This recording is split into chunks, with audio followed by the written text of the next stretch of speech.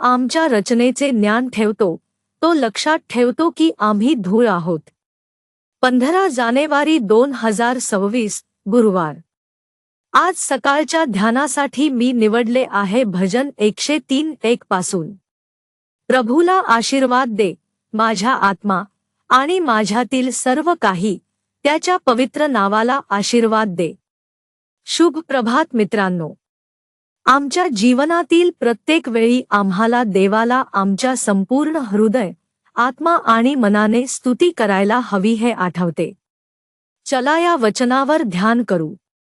आजच्या सकाळच्या ध्यानाचे विषय आहे नेहमी स्तुती करा. मी माझ्या जीवनाच्या या नवीन प्रकरणासह प्रवास सुरू करतो. माझ्यासोबत असलेली माझी आई आता नाही आणि मी तिच्याशिवाय प्रवास सुरू करतो आणि तिचा आवडता वचन हा आहे, हे प्रभूला आशीर्वाद दे, माझ्या आत्मा. भजनकार दावीद येथे नेहमी स्तुतीबद्दल बोलतो. देवाची उपासना आणि स्तुती आमच्यात रक्तप्रवाहासारखी वाहत राहणे आवश्यक आहे, जी आमच्या शरीराच्या प्रत्येक भागातून वाहते. आम्हाला सर्व वेळी देवाची स्तुती करावी लागेल, मग आम्ही काहीही अनुभवू तरी.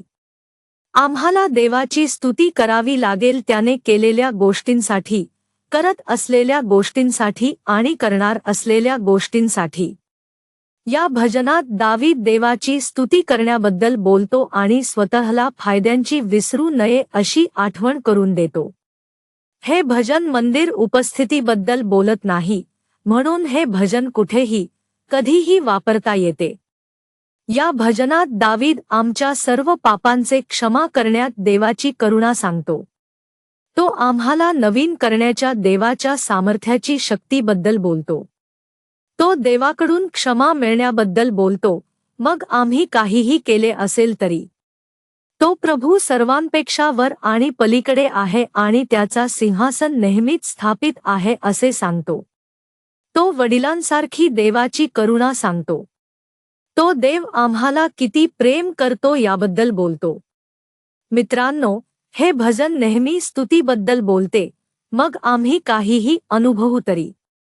चला हे आमच्या संकट आणि वेदनेच्या काळात, आमच्या पूर्णपणे तुटलेपण आणि विखुरलेपणाच्या काळात आठवू. चला देवाची स्तुती करू. चला देवाची स्तुती करू, आमच्या आशीर्वादांची गणना करू आणि मोठ्या आशीर्वादांकडे पाहू. प्रार्थना. कृपालू देव आमचे स्वर्गीय पिता, आम्ही तुझे आभार मानतो, तुझे स्तवन करतो, तुझे सन्मान करतो. ख्रिस्ताच्या नावाने आम्ही प्रार्थना करतो. आमेन.